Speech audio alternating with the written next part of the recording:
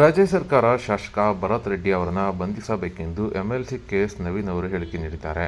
ಚಿತ್ರದುರ್ಗದ ಜಿಲ್ಲಾ ಬಿಜೆಪಿ ಕಚೇರಿಯಲ್ಲಿ ಗುರುವಾರ ಬೆಳಗ್ಗೆ 10 ಗಂಟೆಗೆ ಪತ್ರಿಕಾಗೋಷ್ಠಿ ನಡೆಸಿದ ಎಂಎಲ್ಸಿ ಕೆಎಸ್ ನವೀನ್ ಅವರು ಮಾತನಾಡಿದ್ದಾರೆ. ಇನ್ನು ರಾಜ್ಯ ಸರ್ಕಾರ ಬಳ್ಳಾರಿ ಘಟನೆಗೆ ಸಂಬಂಧಿಸಿದಂತೆ ಭರತ್ ರೆಡ್ಡಿಯನ್ನು ಬಂಧಿಸಬೇಕು, ದುರುದ್ದೇಶದಿಂದ ಬ್ಯಾನರ್ ಹಾಕಿ ಗಲಾಟೆ ತೆಗೆದಿದ್ದಾರೆ. ಇನ್ನು ಜಿಲ್ಲಾ ಉಸ್ತುವಾರಿ ಸಚಿವ ಜಮೀರ್ ಅಹಮದ್ ಖಾನ್ ಮೇಲೆ ಎಫ್ಐಆರ್ ಮಾಡುವ ಮೂಲಕ ಗಂಡಸ್ತನವನ್ನು ತೋರಿಸಬೇಕು ಎಂದು ಕೆಎಸ್ ನವೀನ್ ಕಾಂಗ್ರೆಸ್ಗೆ ಪ್ರಶ್ನೆ ಮಾಡಿದ್ದಾರೆ. ಇನ್ನು ಬಳ್ಳಾರಿ ಘಟನೆಗೆ ಸಂಬಂಧಿಸಿದಂತೆ ಭರತ್ ರೆಡ್ಡಿ ನೇರ ಹೊಣೆಗಾರಿಕೆ ಇದೆ. ಇನ್ನು ಬಳ್ಳಾರಿ ಭರತ್ ರೆಡ್ಡಿಯ ಸ್ವಂತ ಸಾಮ್ರಾಜ್ಯ ಅಲ್ಲ. ಭರತ್ ರೆಡ್ಡಿ ಹಾಗೂ ಅವರ ಗುಂಡಾಗಳು ಏನು ಬೇಕಾದರೂ ಮಾಡುತ್ತೇವೆ ಎಂದರೆ ಆಗುವುದಿಲ್ಲ. ಸರ್ಕಾರ ಖಾಸಗಿ ಗನ್ಮ್ಯಾನ್ಗಳನ್ನು ತೆಗೆದುಹಾಕಬೇಕು, ಇಲ್ಲವಾದರೆ ಪೊಲೀಸರನ್ನು ಕೊಡಲು ಆಗಲ್ಲ ಎಂದು ಮುಚ್ಚಳಿಕೆ ಪತ್ರ ಬರೆಸಿಕೊಂಡು ಖಾಸಗಿ ಗನ್ಮ್ಯಾನ್ಗಳನ್ನು ಕೊಡಬೇಕು. ಇನ್ನು ಭರತ್ ರೆಡ್ಡಿ ಒಬ್ಬ ರೌಡಿ ಶೀಟರ್ ಆಗಿದ್ದಾನೆ. ಇದಕ್ಕೆ ಜಿಲ್ಲಾ ಉಸ್ತುವಾರಿ ಸಚಿವ ಜಮೀರ್ ಅಹಮದ್ ಖಾನ್ ಕುಮ್ಮಕ್ಕಿದೆ. ಆದ್ದರಿಂದ ಇವರಿಬ್ಬರ ಮೇಲೆ ಎಫ್ಐಆರ್ ಹಾಕಬೇಕು. ಇನ್ನು ಭರತ್ ರೆಡ್ಡಿ ಒಬ್ಬ ರೌಡಿ ಶೀಟರ್ ಆಗಿದ್ದಾನೆ.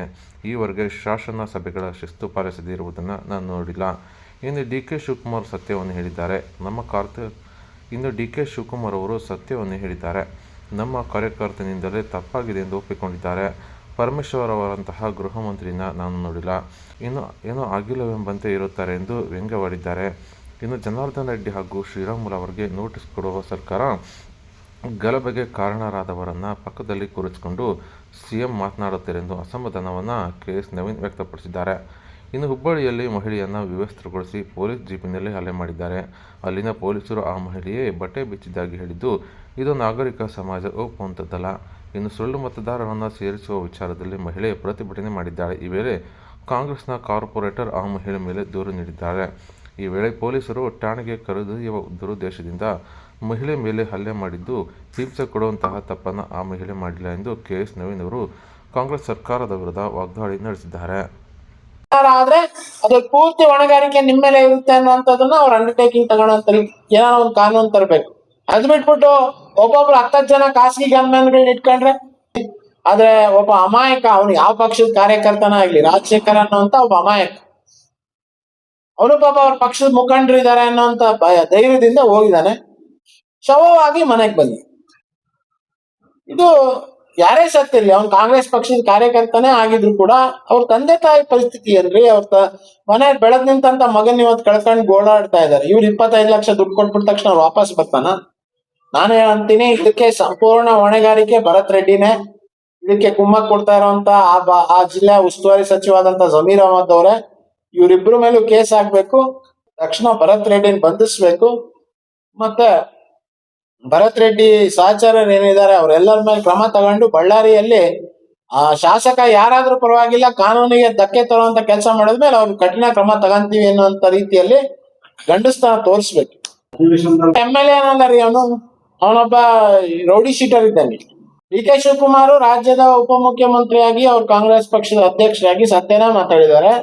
ಅವ್ರು ಒಪ್ಕೊಂಡಿದ್ದಾರೆ, ನಮ್ಮ ಪಕ್ಷದ ಕಾರ್ಯಕರ್ತ ತಪ್ಪಾಗಿದೆ, ನಮ್ ಗೃಹ ಸಚಿವರು ಸೂಕ್ತವಾಗಿ ಇದಕ್ಕೆ ಇದನ್ನ ಮಾಡಿಲ್ಲ ಅನ್ನೋದು ಅದು ರಾಜ್ಯಕ್ಕೆ ಗೊತ್ತಿರೋ ಅಂತದ್ದು. ಒಬ್ಬ ಗೊತ್ತಿಲ್ಲ ಅನ್ನುವಂತ ಮಂತ್ರಿ ಯಾರು ಇದ್ದಾರೆ ಅಂತಂದು ಈ ರಾಜ್ಯದಲ್ಲಿ ಗೃಹ ಸಚಿವರು ಅಂತ ಹೇಳಿ ನೀವು ಯಾರನ್ನ ಕೇಳಿದ್ರು ಕೂಡ ಹೇಳ್ತಾರೆ. ನಿನ್ನೆ ಹುಬ್ಳಿಯಲ್ಲಿ ಆ ಮಹಿಳೆಯನ್ನ ವಿವಸ್ತ್ರಗೊಳಿಸಿ ಪೊಲೀಸ್ ಜೀಪ್ ಅಲ್ಲಿ ತಳ್ಸಿರೋ ಅಂತ ಅವ್ರು ಹೇಳ್ತಾರೆ, ಕಮಿಷನರು ಆ ಮಹಿಳೆ ಬಟ್ಟೆ ಬಿಚ್ಚಿದ್ಲು, ತಾನೇ ಬಟ್ಟೆ ಬಿಚ್ಚಿದ್ಲು.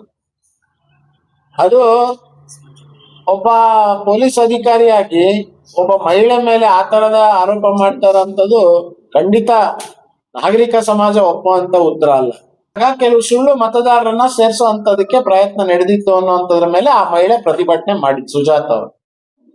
ಅದನ್ನ ಮಾಡ್ತಾ ಇದಾರೆ. ಅಲ್ಲಿ ಹೋದಾಗ ಅವ್ರ ಹೆಸರುಗಳನ್ನ ಸೇರ್ಸಕ್ ಬಿಟ್ಟಿಲ್ಲ ಅನ್ನೋ ಕಾರಣಕ್ಕೋಸ್ಕರ ಅಲ್ಲಿ ಕಾಂಗ್ರೆಸ್ ಕಾರ್ಪೊರೇಟರ್ ಇವ್ರ ಮೇಲೆ ಪೊಲೀಸಿಗೆ ಕಂಪ್ಲೇಂಟ್ ಕೊಟ್ಟ ಕಾರಣಕ್ಕೋಸ್ಕರ ಆಕೆ ಇದ್ದೇ ಅಲ್ಲಿ SIR ಮುಗ್ಸಕ್ ಆಗಲ್ಲ ಅನ್ನೋ ಒಂದೇ ಒಂದ್ ಕಾರಣಕ್ಕೋಸ್ಕರ ಪೊಲೀಸರು ಆ ಅಮ್ಮನ್ನ ಏನಾರ ಮಾಡಿ ಸ್ಟೇಷನ್ಗೆ ತಗೊಂಡು ಹೋಗ್ಬೇಕು ಅಂತೇಳಿ ಒತ್ತಾಯವಾಗಿ ಅಮ್ಮನ್ನ ಆತರ ಮಾಡ್ತಾರೆ.